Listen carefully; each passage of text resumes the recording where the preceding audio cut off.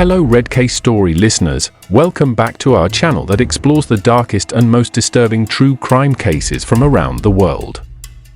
We hope you are in good health and always kept far from danger. Today's story takes us deep into the heart of suburban California, where behind the locked doors of a seemingly ordinary home, a nightmare had been unfolding for decades. 13 children, ranging in age from toddlers to adults, lived in absolute terror and unimaginable conditions, starved, chained, and isolated from the world. This is the story of the Turpin family. And it all began with a desperate escape from a 17-year-old girl named Jordan, who dared to run. From the outside, David and Louise Turpin seemed like a quirky, if unusual, American couple. Their social media portrayed smiling children in matching Disney shirts, family photos in front of theme parks, birthday cakes, holidays. Their 2 cars even had vanity plates that read Disneyland and DL forever. They looked like a family that loved Disneyland a bit too much. But behind that forced smile and those carefully staged family portraits was something so horrifying, so inhumane, that even seasoned police officers would later say they had never seen anything like it. David Turpin was born in 1961 and Louise in 1968.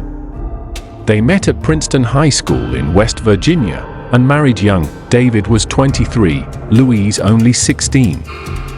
From the beginning, their relationship raised eyebrows, but no one intervened. They claimed to be deeply religious Pentecostal Christians. They said God wanted them to have many children, and so they did. 13 children in total, 10 girls, 3 boys, born between 1988 and 2015. But as their family grew, so did their isolation. They pulled back from friends, from relatives, from society. One of Louise's sisters would later recall that they started experimenting with witchcraft, swinging, and cutting ties with their church community. What began as eccentricity slowly turned into cruelty. The Turpins lived in Fort Worth, Texas, until 1999, when they moved to Rio Vista, a remote area that made it easier to disappear from prying eyes. In 2007, David and Louise moved 10 of their children into an isolated trailer on their property. But instead of living with them, the couple took their 2 youngest children and left the others behind, alone. They would occasionally return with groceries, but never enough food. The children starved. 6-year-old Jordan Turpin would later recall that she ate ketchup, mustard, or ice to survive. Inside the trailer, there were signs of horrifying neglect. Ropes tied to beds, filthy mattresses, dead cats, feces on the floor, trash piled high, but no one came to check. No authorities were called. The Turpins operated in silence, invisible. In 2014, the family relocated again, this time to Perry's, California. On the outside, it looked like a fresh start. But inside, the nightmare continued. Neighbors occasionally noticed strange things. The children, when seen, were ghostly pale. They didn't speak unless spoken to, walked stiffly, sometimes skipping unnaturally, as if mimicking behavior they had seen in cartoons. One neighbor said they looked like children who had learned to be invisible. Another neighbor recalled a foul odor coming from the house, but once again, no one dug deeper. After all, their Facebook pages showed birthday cakes, vacations, and happy smiles. Social media played a key role in hiding the truth. Louise curated a carefully filtered image of a joyful family, complete with birthday photos and Disneyland trips. Relatives expressed confusion. Some were blocked from contacting the children, others only saw them through Facebook. Louise's aunt said she thought everything was fine. They looked like one big happy family, she said, but Louise and David refused to let anyone visit in person. One sister said she hadn't seen the kids in over a decade. And the few conversations she had with them seemed scripted. No one knew what the children were truly enduring. By 2018, the children, now ranging from toddlers to adults, had been trapped for years. They were allowed to eat only once a day, bathe once a year, strangled, and at times chained to their beds. Their growth was stunted. The oldest, Jennifer, was 29 but weighed only 82 pounds. The 12-year-old was so thin her arm measured the size of a 4-month-old's. They had little to no knowledge of the outside world. They didn't understand what medicine was. They didn't know what police were. They were children in age, but prisoners in every other way. For 2 years, they plotted their escape. And then, one morning in January 2018, Jordan Turpin took a deep breath, climbed out of a window, and ran. At 5:49 a.m. on January 14, 2018, Jordan called 911 using a disconnected phone. Emergency calls still worked. She told the dispatcher, "I live in a family of 15 people and my parents are abusive. My 2 little sisters right now are chained up." She described the stench in the house, the starvation, the beatings. She showed the responding officer photos from inside, filthy rooms, shackled beds, bruised children, and with that one phone call, everything changed. Police raided the Turpin residence within hours. Officers arrived at the door for a welfare check. Louise opened the door, looking confused. Inside, the smell was overwhelming: rotting food, human waste, dead animals. Trash covered every inch of the floor. The children looked like skeletons.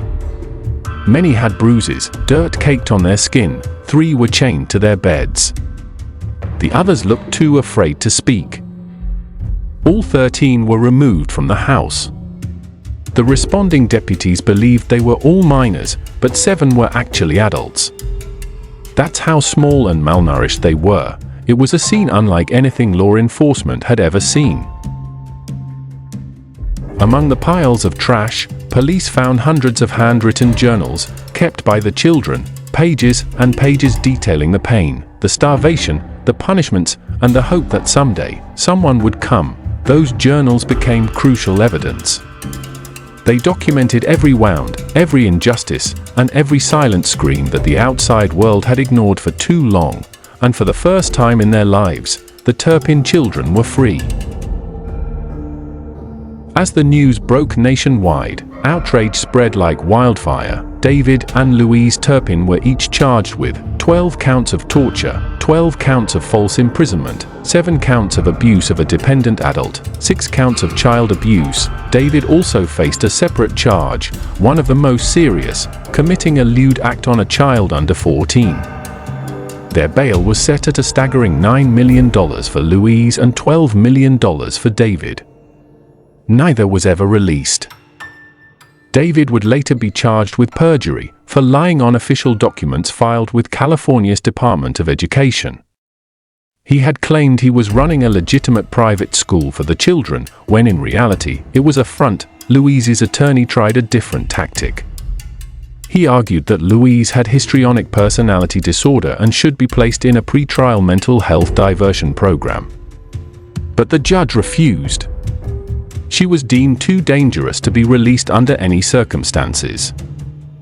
On February 22, 2019, after months of legal back and forth, both David and Louise changed their pleas to guilty. They each admitted to 1 count of torture, 3 counts of willful child cruelty, 4 counts of false imprisonment, 6 counts of cruelty to a dependent adult. On sentencing day, the courtroom was silent. Some of the Turpin children, still recovering, bravely read statements. Others, too traumatized, simply watched. David and Louise were each sentenced to life in prison, with the possibility of parole after 25 years. But legal experts agree, their chances of parole are almost non-existent. David was sent to California State Prison, Corcoran, after briefly being held at Mule Creek State Prison. Louise now serves her sentence at the Central California Women's Facility. All 13 children were immediately hospitalized. Doctors found heart damage caused by extreme malnutrition, cognitive delays, neuropathy from prolonged physical trauma. They stayed in the hospital for 2 months before the 6 minors were placed into foster care. This was supposed to be the beginning of their healing journey, but for some, the nightmare was far from over.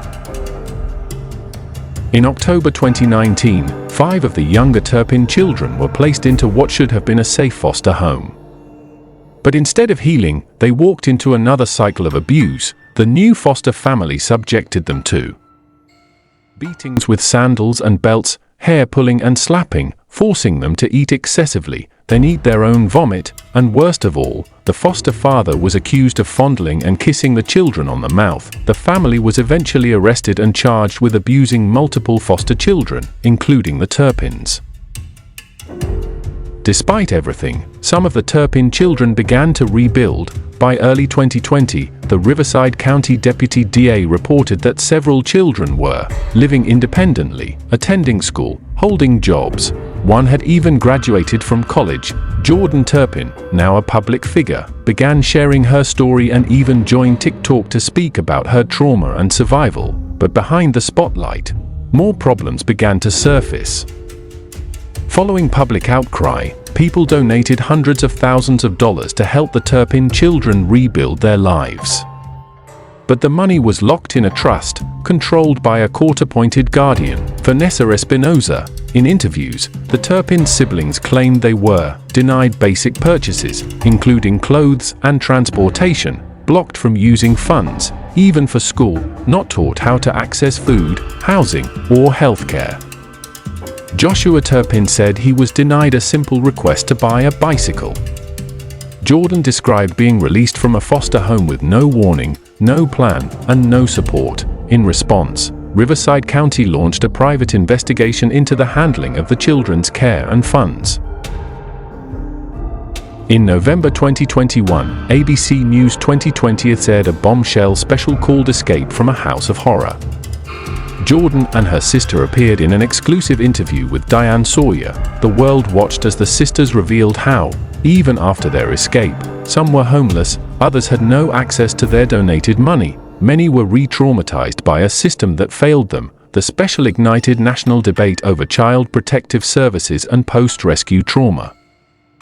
In July 2022, the Turpin siblings took legal action. They filed 2 lawsuits against Riverside County, Foster Family Network, ChildNet Youth and Family Services. They accused the foster care agencies of placing them in danger, failing to screen abusers, and neglecting their basic needs. This legal fight was not just for compensation, but for accountability. By September 2024, the investigation into the abusive foster home concluded with guilty pleas. Marcelino Olguin pled guilty to 3 counts of lewd acts on a child under 14, 1 count of child endangerment, 1 count of false imprisonment. His wife, Rosa, and daughter, Lenise, pled guilty to child endangerment, false imprisonment. On October 18, 2024, sentences were handed down. Marcelino, 7 years in state prison, Rosa and Lenise, for years of probation, a small form of justice. But not nearly enough to undo the damage inflicted. The story of the Turpin family is not just about one evil household.